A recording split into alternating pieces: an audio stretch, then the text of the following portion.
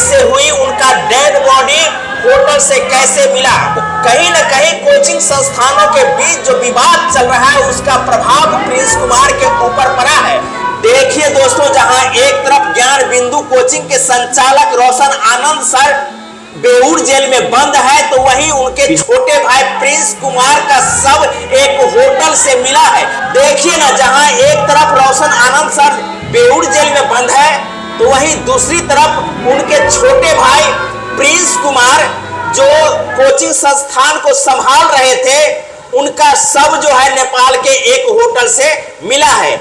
जहां कोचिंग संस्थानों के बीच जो उलझने चल रही है, जो झड़प चल रही है, उसी में प्रिंस कुमार का नाम खान सर के द्वारा जो एफआईआर दर्ज की गई थी उसमें उनका नाम दर्ज था। अब जो है उनकी मौत हो गई है, तो अब सवाल बहुत बड़ा हो चुका है। तरह तरह की सवाल सामने आ रही है, आखिर उनकी मौत कैसे हुई।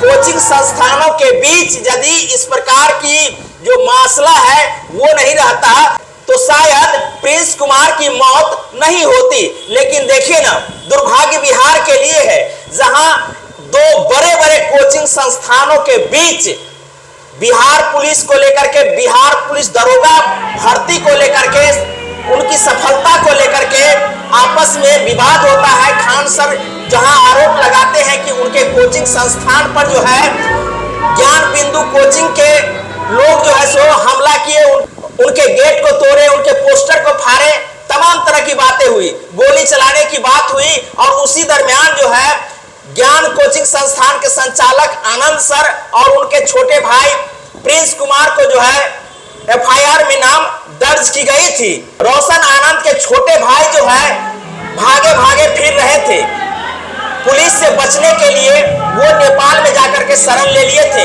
विराटनगर के एक होटल में उनका शव मिलता है, तब सनसनी फैल जाता है कि आखिर प्रिंस कुमार की मौत कैसे हुई, उनका डेड बॉडी होटल से कैसे मिला।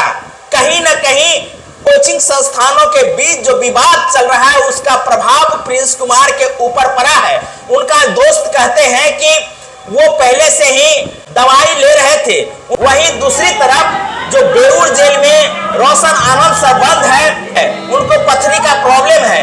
देखिए ना, दोनों भाई जिस प्रकार से कोचिंग संस्थान को पटना में संचालित करके बच्चों का भविष्य निर्माण कर रहे थे, तो वहीं आज सबसे बड़ा दुखद समाचार यह है कि रोशन आनंद सर के भाई प्रिंस कुमार की दर्दनाक मौत हो चुकी है और उनका डेड बॉडी नेपाल से मिला है। सवाल बहुत बड़ा हो चुका है, क्योंकि बिहार में जिस प्रकार की रणनीति और राजनीति चल रही है, कहीं न कहीं उसका शिकार जो है प्रिंस कुमार हो चुके हैं। शायद वो सदमा को बर्दाश्त नहीं कर सके हैं। 5-6 दोस्तों के साथ विराटनगर के एक होटल में रह रहे थे।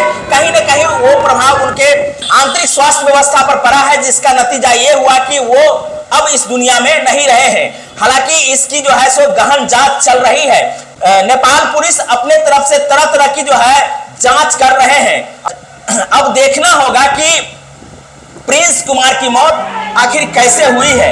ऐसी व्यवस्था को संस्थानिक मौत भी कहा जाता है, क्योंकि दो संस्थानों के बीच जिस प्रकार की विवाद चली है, कहीं न कहीं उसका प्रभाव प्रिंस कुमार के ऊपर पड़ा है। और दुर्भाग्य बिहार के लिए है कि प्रिंस कुमार जैसे होनहार एक कोचिंग संचालक के भाई की मौत हो चुकी है। बच्चों का भविष्य जहां निर्माण हो रहा था, वहीं खान सर के कोचिंग एवं रोशन आनंद सर के कोचिंग लगभग बंद पड़ चुका है। छात्रों के बीच उहापोह की स्थिति बनी हुई है, दोनों तरफ से तनातनी बनी हुई है। अब देखना है कि कब इस पर लगाम लगता है। खान सर और रोशन आनंद सर, आप दोनों मेरी बात को मानिएगा और आपस में सुलह कर लीजिए और बच्चों के भविष्य का निर्माण कीजिए। हालांकि बिहार पुलिस से हम आग्रह करेंगे कि प्रिंस कुमार की मौत का कारण जरूर ढूंढिएगा।